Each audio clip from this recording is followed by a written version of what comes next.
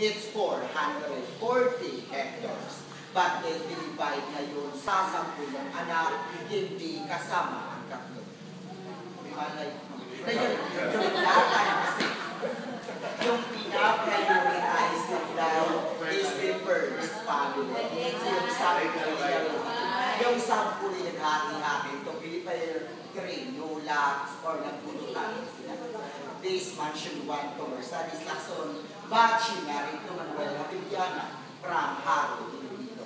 And there's what? Nakaanak din sila ng labing kayo. Of course, walang TV no. May ibang-ibang, hindi ba wala? Eh, labing dalawa na yun. Yung labing dalawa na yun, hinagin nila ang board collectors ng Mercedes at the way by lottery again. So sabi ko, habang kalayo ang generation, paliit na ng paliit ang properties. Now, ang natira na lang is only 3.6 hectares. Kasama pinimensyon, Wento Ramon Habiliana, ipatay na rin siya. Isa sa mga anak ni Ramon ang naka-idea na i-develop ang place, and that is Mr. Raymond Habiliana. It means this already owned by the Habiliana family, managed by Mr. Raymond Habiliana. Kaso wala siya dito ngayon, ako muna, mamaya pagbalik siya naman, nag-drive-thru na po sa Jollibee.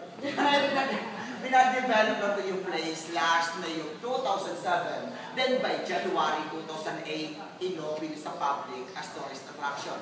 Bago lang, 6 years pa lang kag-open sa public. But this mansion was built in 1920. So kung bibilangin natin, this is already a 94 years old mansion. But after 20 years lang tirahan doon, in 1942, that's the early part of World War II, Japanese-American War. Plinanong mga Hapon na gamitin nilang headquarters or garrison ng bahay na to, pero naunahan ng mga Amerikano. Pagdating ng mga Amerikano, in-instruct sa mga Pilipino na lahat ng bahay na pwede magamit ng Hapon, sundin. So ang Magsiyadero Mariano, isa sa mga sinuno nila. It means sinuno nila to intentionally with consent of the family for the sake na hindi magamit ng mga Japanese. Pero you know what? It's a very good idea na sinuno nila. At least may trabaho. Try to imagine kung inanaw ng tirahan ng Hapon, may possibility mabukong balik ng mga Amerikano. Kung binomba nila, walang natira to. Wala akong trabaho. At wala kayo ngayon din. At least, it's a time. At least guys, nila may structure pa until now na naabutan natin ngayon. This is the original pictures of the Bangkay Lacson. And trying to look at him. Kaya pala nakalabing lang ang anak ang gwapo, di ba? Look at that, of Dr. Jose Rizal. Pero nung tumanda na, no comment sa picture. Comes 84, namatay na siya year 1948. Ito yung anim na anak niyang babae. Kung titigan nyo, wala namang kahit-hili yung suot ng ribbon. Baka nagtaka kayo, bakit ang lalaki ng ribbon? At bakit lahat sila may ribbon? Well, gusto ko lang malaman nyo, typical sa mayayaman noon, kailangan malalaki yung ribbon. Malaki ang ribbon, mas mayaman. Noon yun. Pero ngayon, akala mo, sa palabas ng gate, ang lalaki ng ribbon, katulong pa. Ito yung apat anak ng lalaki. This is the former governor of Negros, Rafael Lacson, Felipe, the one who supervised the construction of this mansion, Ramon Lacson, Eduardo Lacson, and this is Mercedes Lacson, who married to Habiliana. Kita nyo? Swerte mo lang kay Rico. Siya nakapagod ng mansion. But you know what? Out of 6 daughters of Don Mariano, 3 only are married. The 3 are old maid. Married to Quaitong Habiliana in Gonzaga.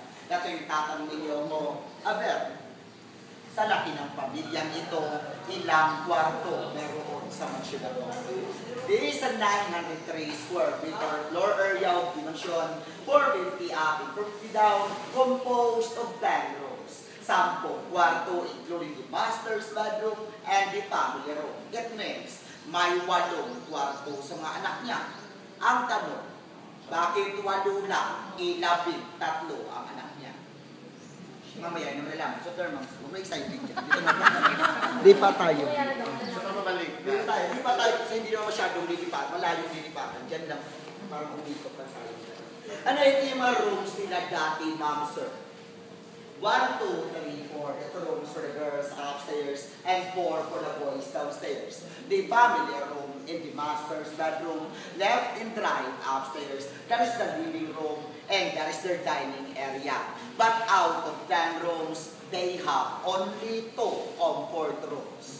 O bakit sa laki naman siya dalawa lang comfort rooms? Eh malawak na yung tubuhan noon. So doon na muna. During that time, kasi instead of comfort rooms, traveler rooms, they used arenola. Di ba, even sa mga old houses, yun yung mga ginagamit nila noon. And common in Spanish homes before, that between their dining room in the kitchen, they have their own small arch window. Nakita niyo na yan? They put that window to facilitate the movement of the foods and to minimize the foot traffic in and out of the kitchen. And besides, isa sa mga table manners sila noon, hindi sila kumakain kung may servant sa harap nila.